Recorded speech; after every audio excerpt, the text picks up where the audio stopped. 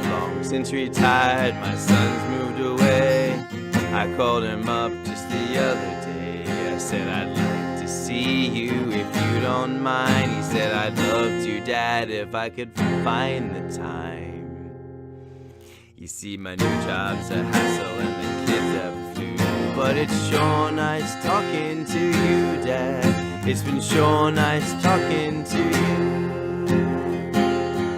And as I hung up the phone, it occurred to me, he'd grown up just like me. Yeah, my boy was just like me.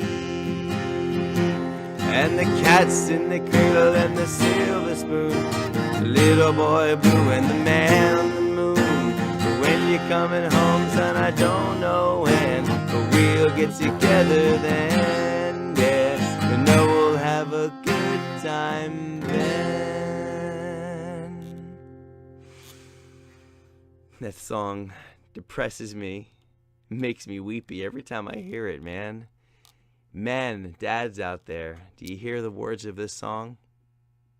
Listen to it again. And as I hung up the phone, it occurred to me. That little boy, that little baby, that little girl. He'd grown up just like me. My boy was just like me. What does the just like me? He'd grown, my boy was just like me, or my girl was just like me. What does that mean to you? All right, this question is coming from my buddy John, and it's a perfect follow-up to last week's question from Curtis about how do you set boundaries, for the guys that do work in the office at home. John asks a deeper question, and it's one that really stirred me up, and this song answers the question, along with the book Essentialism.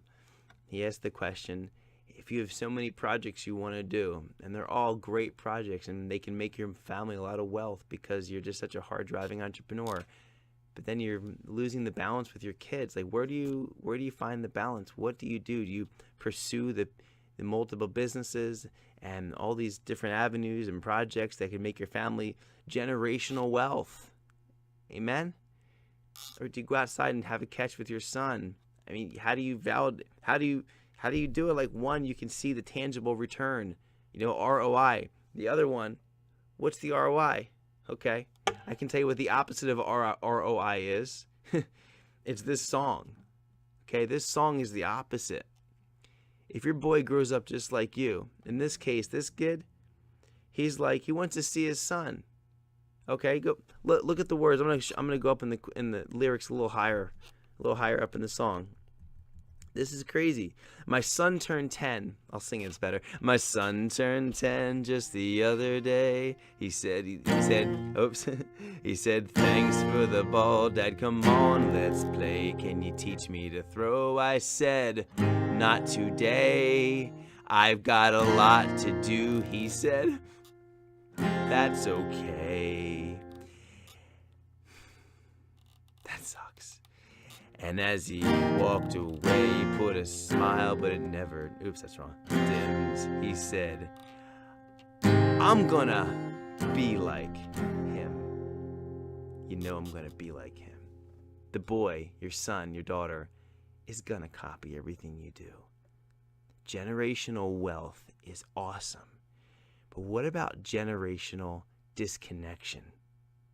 Generational absence from you, the dad, to your kids. Whatever you do in the wealth category is going to be duplicated.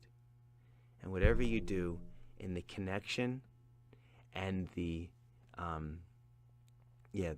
connection world and the being present world with your son or daughter is going to be generational. I've told stories on blogs of such about how my dad, although he was very flawed, he spent time with me, a lot of time with me in my mind.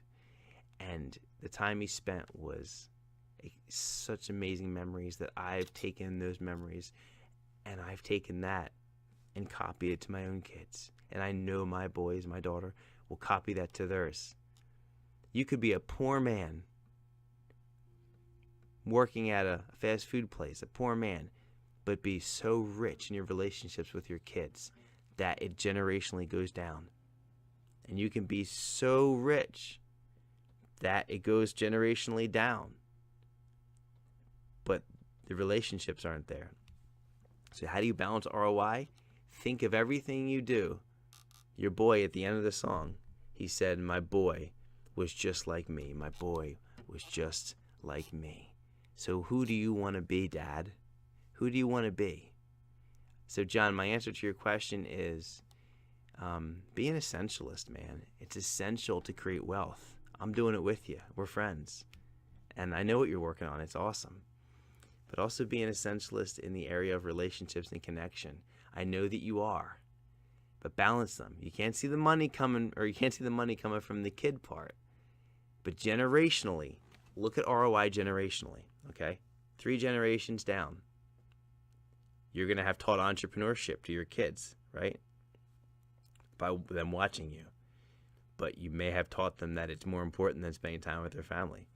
And you could have also taught them amazing connection and spending time with their family. You want to balance it. And I know you, John, and I think it's awesome that you teach your kids entrepreneurship. So you actually found a way to marry them. So you bring your kids into your family business, and that's a beautiful thing. So this is a huge ramble, and this is, me playing my guitar. And, for all those people that are actually good at guitar, I've just been playing not that long. I've been playing about 2 years. It's a stress reliever for me, but I love it. I love doing it, and I'll do another video, and I'll be better. So I always end these and say, hope you got a lot from that. Listen to my voice. I really hope you were listening to this Dynamics video.